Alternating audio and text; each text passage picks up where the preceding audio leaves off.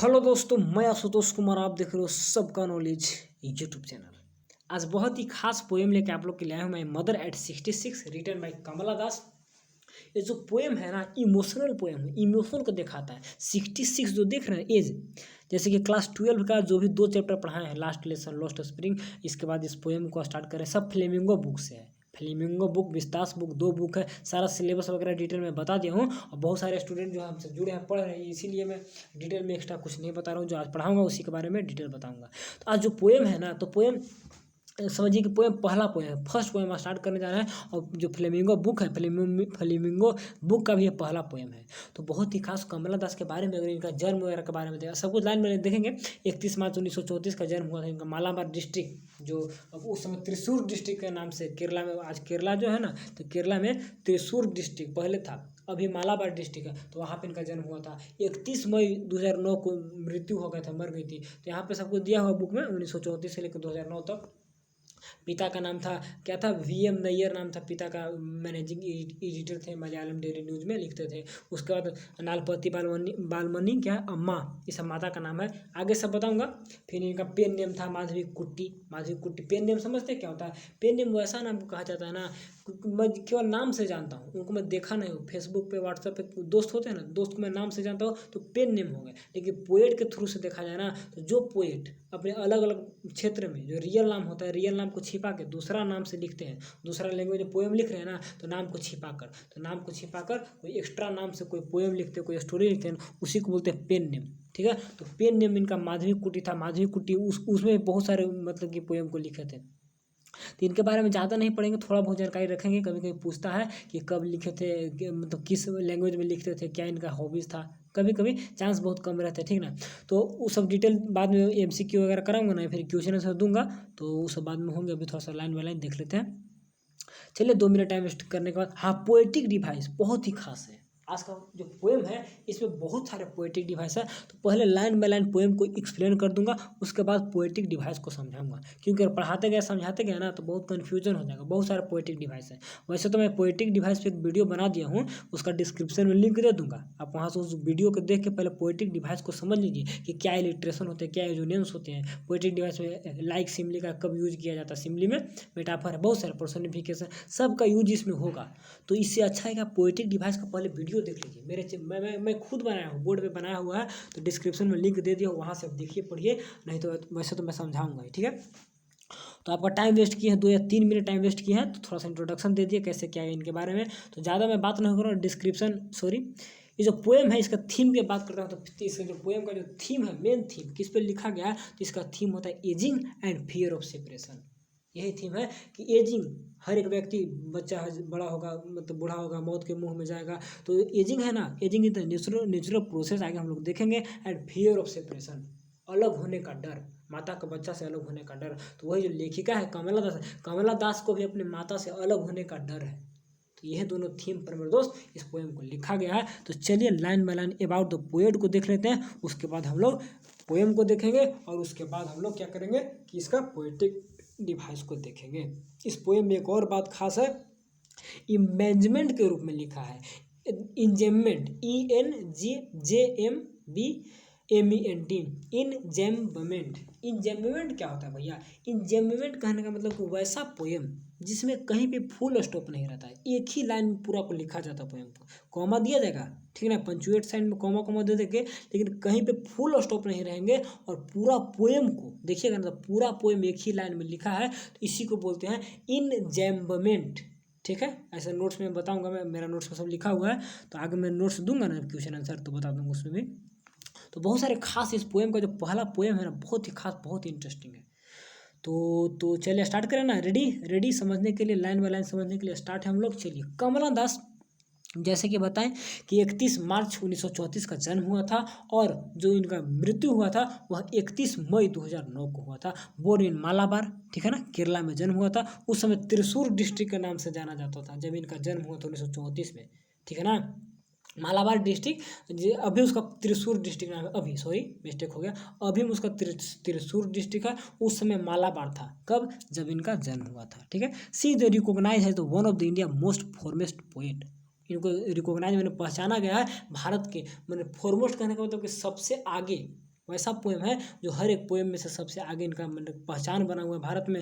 And her work are known for their originality, इनका जो work है, इनका जो काम है वह किसके लिए जाना जाता है? ओरिजिनलिटी, मतलब सच्चाई पे काम को लिखते हैं। वर्साटाइल, मतलब बहुत सारे लैंग्वेज में, वर्सटाइल मतलब बहुत सारे पोएम को लिखते हैं, एक एक लैंग्वेज में एक एक व्याख्या देते हैं अलग अलग। एंड साथ ही साथ इंडिजीनियस फ्लेवर ऑफ सॉइल, एकदम स्वदेशी का फ्लेवर में स्वाद लगेगा, मिट्टी का स्वाद लगेगा। कहने का मतलब कि ग्राउंड रूट से पोएम को लिखते हैं, ऐसा पोएम लगता है कि एकदम जमीन से लगाव है जिस पोएम का, ठीक है ना। तो ऐसा स्वदेशी के रूप में फ्लेवर मिलता है, जो कि कैसा फ्लेवर आता है? सॉइल, मिट्टी का, सॉइल का जैसा। And Kamala Das has published many novels, बहुत सारे नोवेल्स भी लिखी थी। Short story in English and Malayalam, देखिए याद रखिएगा, इंग्लिश में और मलयालम में, दोनों लैंग्वेज में लिखती थी। तो कभी कभी पूछता है कि कौन कौन लैंग्वेज में जो कमला दास थी वह कौन कौन लैंग्वेज में पोएम को लिखती थी, नोवेल को लिखती थी। तो ये इनका दो लैंग्वेज है, इंग्लिश और मलयालम, ठीक है। Under the name of Madhavi कुट्टी के नाम से लिखते थे। इनका पेन नेम भी था माधवी कुट्टी, ये भी याद रखिएगा। पेन नेम पूछता है, what is the pen name of my mother at 66 poem, इनका नाम था कमला दास। तो what is the pen name of Kamala Das, ठीक है, तो Madhavi Kutty. In addition to 5 books of poetry, 5 book के अलावा 5 पोएट्री का बुक लिखे थे, उसके अलावा उसके अलावा she is a sensitive writer who capture the complex सब टाइटल्स ऑफ ह्यूमन रिलेशनशिप। सब टाइटल कहने का मतलब यहाँ पे जो वर्ड आया मैंने बारीकियाँ होता है, ह्यूमन रिलेशनशिप के जो भी कम्प्लेक्स बारीकियाँ हैं उस बारीकियाँ को मतलब कैप्चर की थी, दिखाई थी कि कैसे ह्यूमन बींग का जो नेचर है, कैसे ह्यूमन बींग एक्सप्लेन किया जाता है। तो उन सब का सब टाइटल किए थे, मतलब उन लोग का बारीकी को पकड़े थे कि ह्यूमन बींग्स में कैसे रिलेशनशिप, खास करके इन द क्या है लैरिकल आइटम्स, मैंने लैरिकल समझते, लिरिक्स से लय होता है, तो मुहावरा के लय में मुहावरा देते हुए समझाते थे, बताते थे कि ह्यूमन के अंदर कैसा क्वालिटी है, कैसा उसका सब टाइटल हम लोग कैसे उसको समझ पाएंगे, मतलब मानव से रिलेटेड। आज का जो पोएम है, जैसे एग्जाम्पल माई मदर एट 66, इसमें मानव का जो लगाव होता है किसी व्यक्ति के प्रति, इसमें अपने दिखाएं अपने माता के प्रति इनका जो लगाव है उसी के बारे में दिखाए हैं। तो मैन के बिहेवियर पर ज़्यादा लिखते थे। एग्जाम्पल में मदर एट 66 हम लोग देखेंगे आगे चल के, ठीक। तो पढ़ने से पहले हम लोग को क्या समझना होगा, थोड़ा सा इसको देख लेते हैं हम दोस्त। वीडियो बड़े होंगे कोई दिक्कत नहीं है, हम लोग को समझ में आना चाहिए। ऑब्जेक्टिव सब्जेक्टिव कहाँ से क्वेश्चन देगा कोई गारंटी नहीं है, ठीक है। तो अगर ऑब्जेक्टिव देगा ऑब्जेक्टिव में करा दूंगा, सब्जेक्टिव भी देता हूँ, हर एक चीज़ को मैं देता हूँ, ताकि थोड़ा सा देख लेते हैं। बिफोर यू रीड, पढ़ने से पहले देखिए, जैसे कि मैंने पहले बताया था, aging is a natural process, aging a natural process है, ठीक है। Have you ever thought what our elderly parents expect from us, क्या आपने कभी सोचा है कि जो हमारे एल्डरली पेरेंट्स हैं वो हमसे क्या एक्सपेक्ट करते हैं, हमसे क्या आस लगाए बैठे होते हैं। वो भी तो बड़े होंगे। तो देखिए, बच्चा का बूढ़ा का दोनों का मन सेम होता है। बच्चा भी चाहता है ना, कोई बाहर जा रहा है तो हमको कुछ पैसा दे दे। बूढ़ा को भी लगता है ना, घर में बाहर में लड़का जा रहा है तो हमको पैसा दे दे। बच्चा को लगता है कि भैया कहीं जा रहे हैं हमको बिस्कुट दे दे, तो बूढ़ा को भी लगता है कि हमको बिस्कुट दे दे। यानी बचपना बुढ़ापा दोनों सेम आ जाता है। तो बूढ़ा लोग भी, यानी कि जो पेरेंट्स लोग हैं, उन लोग भी एक्सपेक्ट करते हैं कि मेरा बच्चा हमको प्यार करे, हमसे लगाव रखे, हमको पसंद करे, चाहे। क्या क्या आपने कभी सोचा है? बहुत कुछ सोचिएगा डीप में, बहुत अच्छा चीज़ है यहाँ पे, ठीक है। तो देखिए, जो पोएट होता है 4 लाइन का, पोएम 4 लाइन का होता है, लेकिन उस पोएम को अगर आप एक्सप्लेन करने लगिएगा ना तो 14 लाइन 40 लाइन पता नहीं कितना लाइन में चला जाता है। एक एक वर्ड का अलग अलग सेंस होता है। उतना तो मेरे को भी नॉलेज नहीं है, उतना नॉलेज आप भी अभी नहीं समझ पाइएगा। तो पोएट अलग चीज़ होता है, लाइन कुछ और लिखा रहता है, उसका अर्थ कुछ और होते हैं। तो बाकी डिटेल में तो कभी फ्यूचर मिलेगा, तो आगे फ्यूचर में जो होगा देखा जाएगा। प्रेजेंट में भी हम लोग क्लास 12 का बोर्ड पे फोकस करते हैं, ताकि किसी भी हाल में इंग्लिश में 95 जो भैया बोले हैं 95 उसको करना है तो करना है किसी भी हाल में। फिजिक्स भी स्टार्ट हो चुका है और इकोनॉमिक्स भी, 3 सब्जेक्ट आपके लिए दिन रात मेहनत। तो बस आपका सपोर्ट चाहिए, मेरा सपोर्ट हमेशा रहेगा मेरे दोस्त। चलिए स्टार्ट करते हैं। Driving from my parents home to coaching last Friday morning I saw my mother beside मी।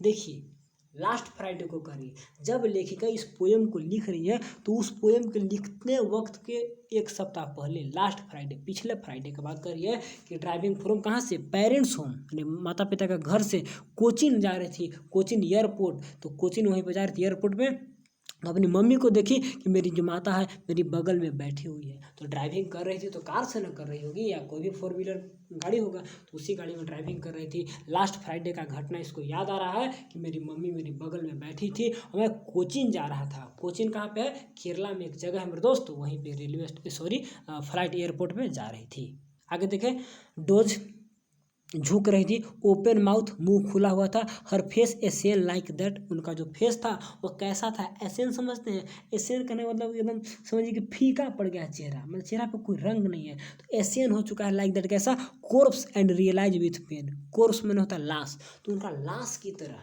जो चेहरा दिख रहा है ना एकदम फीका पड़ गया है, कैसा फीका पड़ गया है, एकदम लाश की जगह मतलब मरा हुआ लाश की जगह दिख रहा है, एंड रियलाइज विथ पेन, देख रहे हैं कि मतलब कि दर्द से वो रियलाइज कर रहे हैं, एक सेकंड यहाँ पर, और ऐसा प्रतीत हो रहा है ना कि रियलाइज विथ पेन, लग रहा है कि मतलब चेहरा पे दर्द है, दर्द उनके अंदर दिख रहा है, और चेहरा कैसा लग रहा है, लाश की तरह, ashen like that of corpse, ठीक है ना, that she was as old as she looked, मतलब कि जितना वो बूढ़ी है उतना ही बूढ़ी दिख रही है, बट सुन, बस इतना सोचने मतलब इतना सोचते सोचते अचानक क्या होता है, पुट दैट थाउट अवे, कौन थाउट, जो थाउट में अपने माता के बारे में सोच रही थी कि मेरी माँ बहुत बूढ़ी लग रही है, मरा हुआ लाश के जैसे उनका चेहरा लग रहा है, चेहरा पे काफ़ी दर्द दिखाई दे रहा है, तो इस सब जो थाउट था, निगेटिव थाउट था, इसको बाहर फेंकते हुए, and looked out at young tree sprinting, बाहर देखती है, बाहर क्या देखती है, जो यंग ट्री है स्प्रिंटिंग, स्प्रिंटिंग में क्या होता है,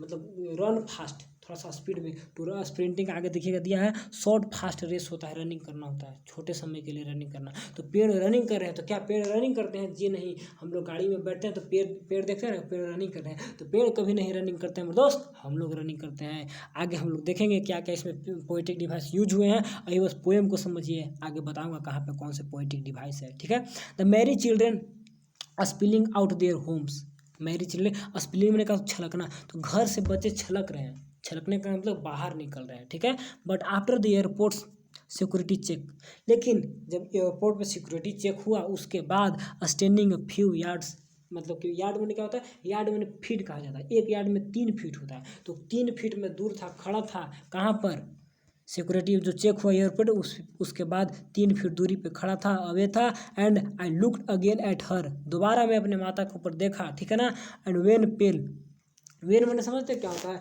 वेन मैंने समझिए कि एकदम डिक्रीजिंग स्टेट ऑफ शाइनिंग, उनका जो चेहरा पे चमक है एकदम घटते जा रहा है, एंड पेल मैंने येल्लोपन होता है, पीलापन आते जा रहा है उनका चेहरा पे, as a late winter moon, एकदम जो लेट विंटर मून, जो विंटर का जो ठंडा के दिन में जो मून होता है, लेट विंटर मून की तरह पीला पड़ते जा रहा है, एंड फेल्ट दैट ओल्ड, और महसूस कर रही है कि काफ़ी बूढ़ी हो चुकी है, काफ़ी पुरानी हो चुकी है, एंड क्या है, फेमिलियर एक्के, एक यहाँ पे क्या है, दर्द है, तो एक पुराना दर्द इनको एहसास होने लगा, माई चाइल्डहुड फियर, बचपन का डर एहसास होने लगा, किसको एहसास होने लगा बचपन का डर, पोएट जो लेखिका है कमला दास को बचपन का डर एहसास होने लगा, याद आने लगा, ओ हो बचपन का डर, कौन डर, फियर ऑफ सेपरेशन, बच्चा का जो डर होता है माता से कि मैं माता हमको छोड़ के कहीं ना चले जाए, उसी प्रकार के डर आज जिनको फेमिलियर हो रहे हैं, जान पहचान डर से हो रहा है, याद आ रहा है दर्द, ठीक है, और आगे देखिए, but all I said was, क्या था, all I said was see you soon अम्मा, लेकिन ये सब होने के बाद भी मैंने बोला, क्या बोला, सी यू सून अम्मा, मैं जल्द ही तुमसे मिलूंगा अम्मा, सी यू सून अम्मा कहने का मतलब कि मैं जल्द ही तुमसे मिलूंगा अम्मा, मतलब एक रियलाइज वहाँ पे कराते हैं कि मैं माता से फिर कभी मिल पाऊंगा, यानी कि मेरी माँ जिंदा रहेगी, एक होप, एक आशा लेके बैठी हुई है, and all I did was a smile and a smile and a smile, अंततः लास्ट में मैंने क्या किया, केवल स्माइल किया, केवल स्माइल किया, एंड केवल स्माइल किया, यहाँ पे जो 3 स्माइल है तीनों का अलग अलग है, फर्स्ट स्माइल का बात करें तो यहाँ पे रियलाइज कर रहे हैं माता के बारे में, रियलाइज कर रहे हैं कि कैसे क्या मेरे माता का कंडीशन है, कितना एजिंग प्रोसेस कैसे बीत रहा है, कितनी जल्दी बूढ़ी हो गई, और दूसरा स्माइल ब्रेव को दिखा रहा है, ब्रेव कहने का मतलब अपने आप को बहादुर का रूप से दिखा, मैंने बहादुरता के रूप से दिखा रही लेखिका कि मैं कितना बहादुर हूँ, माता से मतलब कि दूरी अलग हो रहा हूँ लेकिन फिर चेहरा पर स्माइल रखा हूँ, यानी कि मैं अपने आप को बहादुर कर रही हूँ, मैं बहादुर हूँ, एंड लास्ट जो है ना वो लास्ट स्माइल आपको होप को दिखा रहा है, होप यहाँ पे होप मत समझिएगा, होप मैंने भी एक तरह से आशा ही होता है, तो एक आशा को दिखा रही है और साथ ही साथ ब्रेव स्माइल को दिखा रही है, और रियलाइज, अलग अलग स्माइल का सेंस यहाँ पे अलग अलग होते हैं मेरे दोस्त, लेकिन आप सिंपल याद रखिएगा कि स्माइल स्माइल एंड स्माइल, दर्द तो है माता से बिछड़ने का, फिर भी दर्द को छिपा रही है, तो इतना सारा जो है ना आपका लाइन बाय लाइन बहुत डीपली थोड़ा सा मैं समझा दिया हूँ, देखिए यहाँ पे क्या दिया है, स्प्रिंटिंग का शॉर्ट फास्ट रेस दिया है, रनिंग वेन मैंने कलरलेस, अब हम लोग पोएटिक डिवाइस देखते हैं, अब हम लोग पोएटिक डिवाइस जल्द से देख लेते हैं ताकि वीडियो ज़्यादा बड़ा न बन पाए और हर एक लाइन को हर एक वर्ड को समझ लें। देखिए फर्स्ट पोएटिक डिवाइस की बात करें यहाँ पर, एक सेकंड रुक जाइएगा। देखिए ध्यान से, यहाँ पर देखिए ओ रिपीट कर रहा है। देखिए ड्राइविंग फ्रॉम पेरेंट्स होम ओ टू, और ओ देखिए ओ रिपीट हो रहा है। तो जहाँ पे ओ क्या है, ओ एक भावेल है। तो जब भावेल साउंड रिपीट होते हैं ना तो उसका एजोनेंस बोलते हैं। तो आप कॉपी में लिख लीजिएगा कि यहाँ पर ऐसे करके ये एजोनेंस यहाँ पर यूज हुए। पोएटिक डिवाइस कौन है, या फिगर ऑफ स्पीच भी इसको बोलते हैं। तो यहाँ पे कौन फिगर ऑफ स्पीच को यूज किया गया है, तो यहाँ पे आपको एजोनेंस को यूज किया गया है। ASSONANCE, assonance, repetition of vowel sound, ठीक है ना। चलिए आगे देखिए, एक सेकंड, फर्स्ट हो गया और बहुत सारे हैं। आगे में आप देखिएगा, एक सेकंड देखिए, हर फेस एसे लाइक दैट। देखिए लाइक हमेशा याद रखिएगा, लाइक का एज का जब यूज करके कंपेयर किया जाता है ना तो उसको सिमिली बोलते हैं। ठीक, देखिए लाइक दैट यहाँ पे देना ऐसे, लाइक किस कहते हैं, कोर्प्स। उनका जो मतलब चेहरा है, फेस है, वो कैसा दिख रहा है, एक लाश की तरह। हर फेस ऐसे, जो फेस है उनको फीका पड़ गया है, तो फीका पड़ के कैसा दिख रहा है, एक कोर्प्स, लाश की तरह दिख रहा है। तो लाइक से कंपेयर किया जा रहा है। तो लाइक को एज का जब यूज करते हैं तो सिमिली वहाँ पर फिगर ऑफ स्पीच रहता है। तो यहाँ पे कौन सा फिगर ऑफ स्पीच हो गए, सिमिली हो गए। बात को समझ गए। और आगे बढ़े, चलिए और आगे देख लेते हैं थोड़ा सा। देखिए यहाँ पर लिखा हुआ है पुट दैट थाउट अवे। ध्यान दीजिएगा, पुट टी का, दैट थाउट, यानी कि टी का यहाँ पे क्या होना है, रिपीटेशन हो रहे हैं। तो यहाँ पे इसको हम बोलेंगे लास्ट में रिपीट हो रहा है। देखिए टी जो है कॉन्सोनेंट है, तो कॉन्सोनेंट रिपीट कहाँ पे हो रहे हैं, लास्ट में हो रहे हैं। अगर कॉन्सोनेंट शुरू में रिपीट होते ना तो उसको बोलते हैं एलिट्रेशन। अगर शुरू में रिपीट होता, लास्ट में नहीं, लास्ट में या बीच में कहीं पे होते ना तो उसको कॉन्सोनेंस बोलते हैं। तो यहाँ पे कॉन्सोनेंस है मेरे दोस्त, इसको यहाँ पे consonance, put that thought away, consonance हो गए। अगर टी का शुरू में रहता तो उसको एजोनेंस बोलते हैं, सॉरी मिस्टेक हो गया, उसको एलिट्रेशन बोलते हैं। एजोनेंस तो हो गया, एजोनेंस मैंने भाव है, एलिट्रेशन मैंने कॉन्सोनेंट लेकिन स्टार्टिंग में, और कॉन्सोनेंस मैंने कॉन्सोनेंट लास्ट में और फर्स्ट में। तो यहाँ पे आपका कौन है, यहाँ पे आपका कॉन्सोनेंस है, कॉन्सोनेंस, CONSONNCE, कॉन्सोनेंस, NNCE। तो याद रखिए पुट दैट आउट अवे, यानी कि यहाँ पे कौन सा यूज हुआ है, यहाँ पे consonance figure of speech use हुए हैं। और पोएम में हमेशा फिगर ऑफ स्पीच पूछता है, तो किसी भी हाल में आपको याद रखना है। कुछ पूछे या ना पूछे, पर्सोनिफिकेशन, सिमिली और मेटाफर जरूर पूछता है मेरे दोस्त। चलिए आगे देख लेते हैं। द ट्री स्प्रिंटिंग, यहाँ पर भी देखिए द ट्री स्प्रिंटिंग। देखिए ट्री क्या हो रहा है, ट्री स्प्रिंटिंग कर रहे हैं, रनिंग कर रहे हैं। तो पेड़ कभी रनिंग करते हैं, रनिंग तो मनुष्य करता है। तो मनुष्य का जब गुण, मानव का गुण, पर्सन का गुण किसी भी थिंग्स में दिखाया जाता है तो वहाँ पे पर्सोनिफिकेशन का यूज किया जाता है। पर्सोनिफिकेशन, पर्सोनिफाई करना, पर्सन के गुण को दिखा रहा है, उसी को बोलते हैं पर्सोनिफिकेशन। फिगर ऑफ स्पीच का यूज हो रहा है कहाँ पर, ट्री स्प्रिंटिंग। कौन सा figure of speech, personification. VVI हमारे लिए जगह टिक यहाँ पे, ठीक है। आगे देखिए यहाँ पर भी है, Mary children spilling out their Holmes. देखिए बच्चों को कंपेयर किया जा रहा है, चिल्ड्रन स्पिलिंग, छलकना। तो क्या बच्चे छलकते हैं, छलकता तो पानी है, बाल्टी में पानी छलकते हैं। तो बच्चे घर से छलक रहे हैं, बच्चे को छलकने से कंपेयर किया जा रहा है। तो यहाँ पे कंपेयर कर रहे हैं लेकिन एज और लाइक का यूज नहीं कर रहे हैं। तो जब एज और लाइक का यूज नहीं करते हैं और कंपेयर करते हैं तो उसको मेटाफर बोलते हैं। उसको क्या बोलते हैं, मेटाफर, याद रखिएगा। करिया यहाँ पर पेन चलता नहीं है, ये पेन चलता नहीं, कैसे करेंगे, PHER। सारा पोएटिक डिवाइस का मैं वीडियो बना दिया हूँ, आप मेरे चैनल पे देख लीजिएगा मेरे दोस्त, ठीक है। तो यहाँ पर मेटाफर यूज हुए, याद रखिएगा। यहाँ पर इस लाइन में बहुत सारे पोएटिक डिवाइस, इसलिए मैंने पोएम को समझा दिया, उसके बाद पोएटिक डिवाइस को समझाया। चलिए आगे देख लेते हैं। बेहद ही खास पोएटिक डिवाइस आप लोग के सामने मैं यहाँ पर रखने वाला हूँ, एक सेकंड देखिएगा क्या बोल रहा है, as a late winter moon.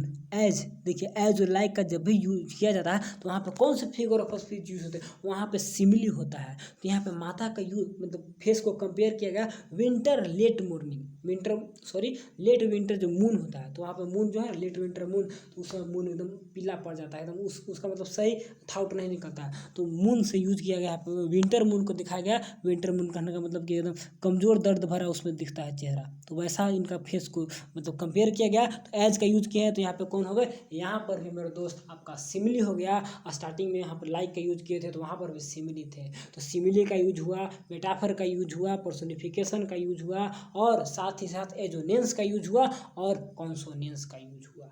इतने सारे पोएटिक डिवाइस को यूज हुआ, मैंने सारे को बताया हूँ मेरे दोस्त।